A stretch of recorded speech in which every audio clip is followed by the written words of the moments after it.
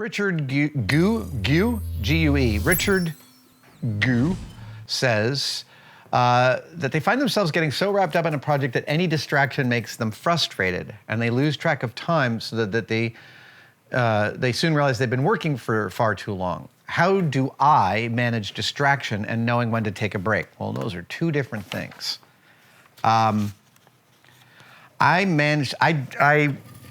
I don't like being distracted when I'm in the middle of a build, but that doesn't always work when you're working with other people. So one of the ways that I have tried to manage distraction is by being really conscious about how much time I have in front of me. There are many ways in which I loved life during the lockdown because I could come in here and there was no distraction for months. For months, it was glorious. But the world doesn't work like that. Like now that we're back into it, we've got clients, we've got, corporate combinations to do and things to service, and it takes a lot of collaboration and coordination. So what I try and do is I try and work with the team and myself to get myself periods of time when I know I won't be distracted. Like, okay, maybe this Thursday is a day that I don't have anything else but the shop. Monday is usually like a take care of business, lots of phone calls day. So is Tuesday in general. Wednesdays, Thursdays, and Fridays, it can change, but in general, I try and localize any business to one of those 3 days. So at least I get 2 days a week in the cave when I'm not traveling, when I don't have anything else to think about or any other phone calls. But there's also the aspect of like getting distracted and getting pissed about the distraction. And that's about setting your head up, right? Like, a distraction happens, there's not much you can do about it. This is what's happening now. Knowing when to take a break is a really good one. And I've only just started to get better at that, for real. In that there will be times that I'll be working on something in here and it's kicking my ass and it's like 3 o'clock and there's not really enough time for me to rebuild the thing by the end of the day. And in the old days, what I might do is work as hard as I can to finish it by 5:30 when I want to go home. And if I get there, I'm usually so wound up from doing that, I go home and there's this long period of letting go of all that stress.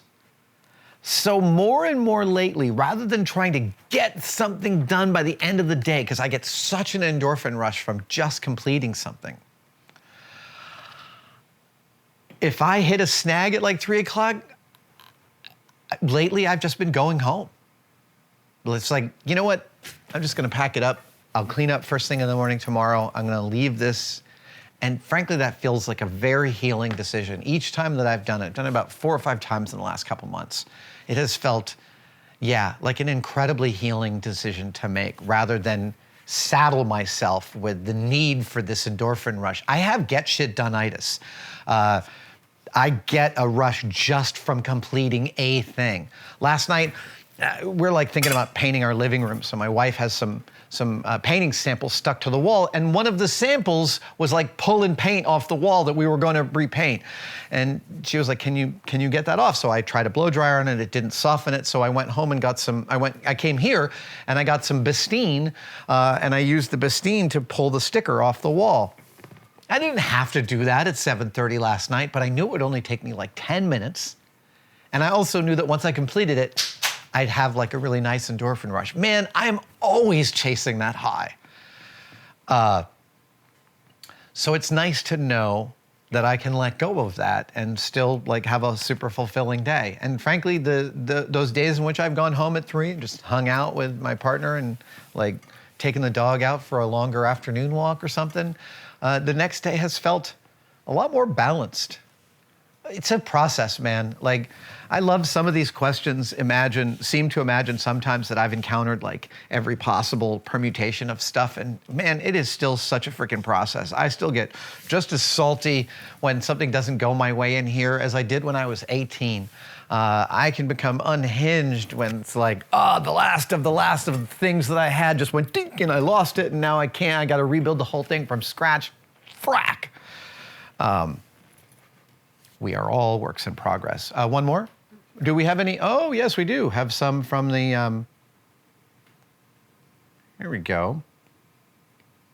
Paul Jimenez asks, what was your actual first con? Hang on, I'm going to tell you. I have to look it up.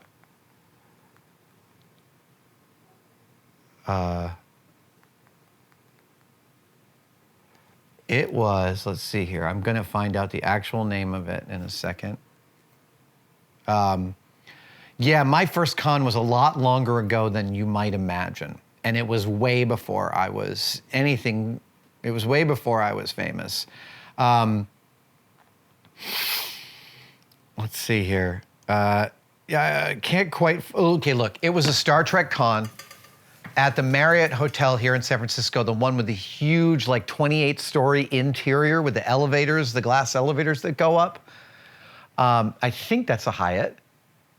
Yeah, some of you are yelling at the camera right now trying to tell me which one it is. So it's like 1991, 92, maybe as late as 93, but I doubt it.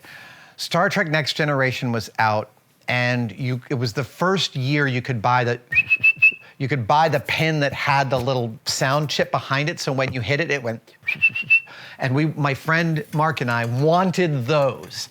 And we heard there was a Star Trek convention in town, so we went down to the hotel, and it was amazing. It was like stepping into Star Trek, because first of all, we're in this hotel that itself feels like a Starfleet like interior, because it's 28 stories high with all of this like sort of semi-brutalist Bauhaus architecture. And most of the people walking around are in Starfleet uniform. We had no idea how much fun this was going to be. It was great. We spent hours walking around, seeing everybody in their costumes. Yeah. And like, I gained an immediate abiding respect for the whole idea of a con right at that moment. That was like, what I realized now was that there's a part of me that understood even then the specific type of theater a con was, but I didn't have the language to really understand that until more than a decade, no, almost 2 decades later. Because I think my first San Diego Comic-Con was 07, 08, yeah, I think it's something like that. And that was followed by Dragon Con and a bunch of others. But it wasn't until No Face, which I think is more like 2012.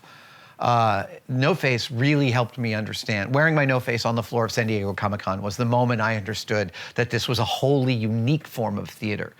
But I can see my young brain in 1992 grasp that. I just didn't have the language to describe it. I think that is as good a place to wrap as any. Thank you guys so much. Thank you to everybody who's watching who came out to say hi at a con.